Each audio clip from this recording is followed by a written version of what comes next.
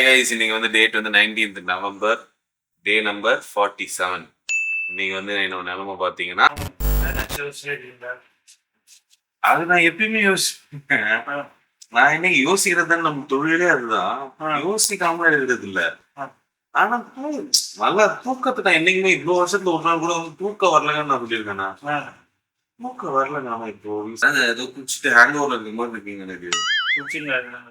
இல்லையங்க, அதுதாங்க குடிச்சு குடிச்சு இருந்தேன் வந்து ஹேங் ஓவர் ஆகுதுதான். சரி, முன்னாடி குடிச்சதான் இப்ப தெரியும்.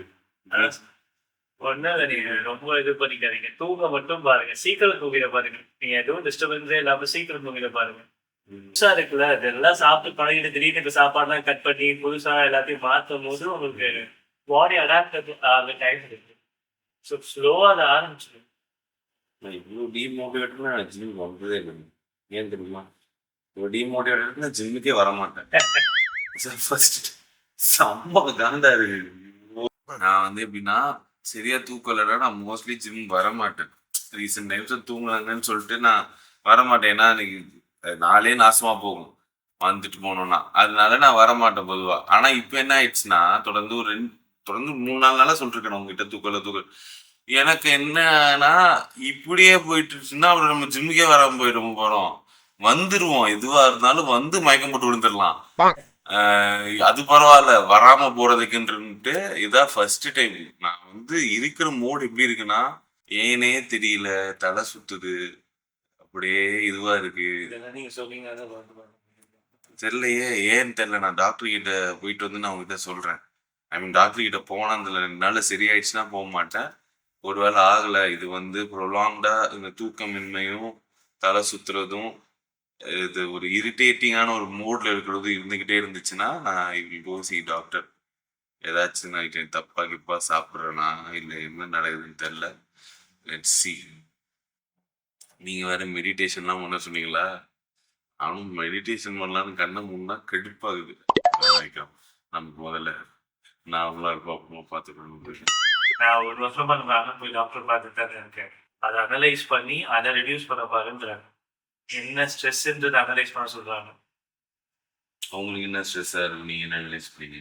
நான் அதை அனலைஸ் பண்ண வரைக்கும் எனக்கு ஏதாவது ஃபர்ஸ்ட் இப்போ ஹெல்த் ரிலேட்டடா சம்திங் வந்துருச்சு அப்படின்னா, ஏன் இப்போ இவ்வளவு நாள் நம்ம திடீர்னு வருது அப்படின்றது என்னோட ஸ்ட்ரெஸ்ஸா இருக்கும்.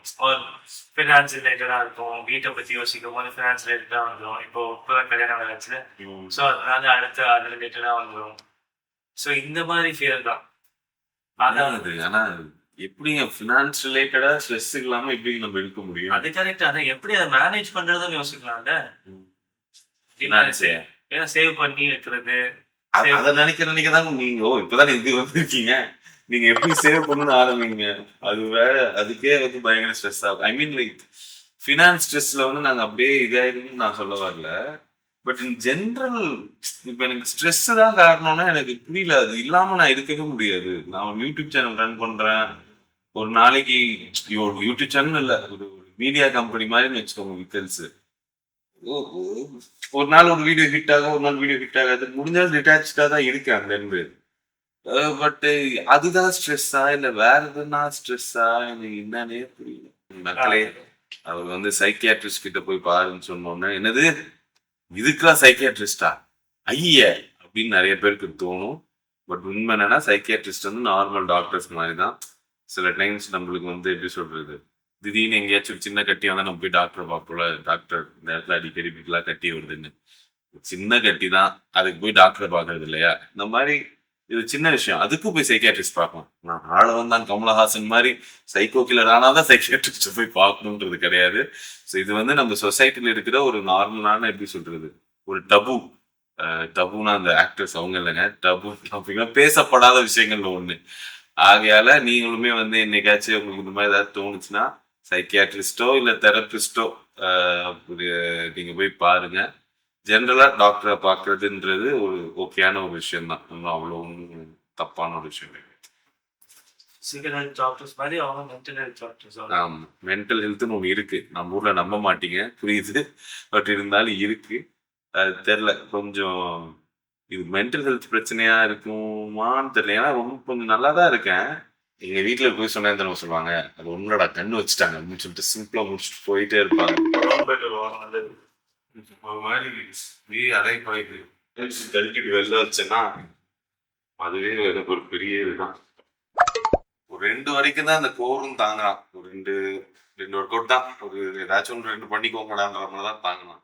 அது மேல பாடி வெயிட்ல போனாலுமே எப்படி ஆயிடுச்சுன்னா, பாடி வெயிட்லயே பண்றது ஒரு மாதிரி போர் அடிக்குது. டம்பிள்ஸ்ல பண்ணா ஒரு அதுல ஏதோ ஒரு நிம்மதி இருக்கு. இந்த இவரு கார்த்தி சுப்ராஜ் இந்த பரோட்டா கடையில் நின்று பரோட்டா பார்க்க ஒரு ஒரு நிம்மதி வர மாதிரி டம்பிள்ஸ் வெயிட் தூக்குறதுல ஒரு ஒரு சின்ன ஒரு ஆனந்தம்.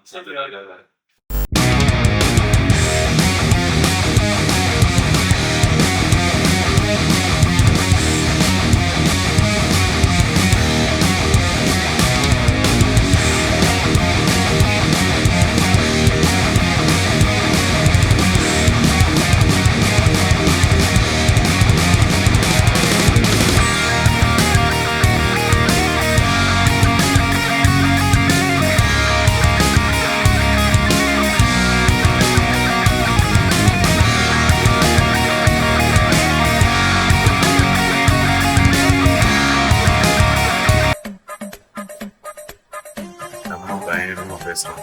அவங்க பேசுகிற மூச்சு விட மறந்துடும் பயமா இருக்குங்க எனக்கு. என்ன சரி ஐயோ ஸ்டார்ட் ப்ராசஸ் வேற எங்கேயாச்சும் மூச்சு கீச்சு மறந்துட போறோம், மூச்சுலேயே கான்சன்ட்ரேஷன் இருக்கணும். அதுல ஒரு ஸ்ட்ரெஸ் ஆகுது.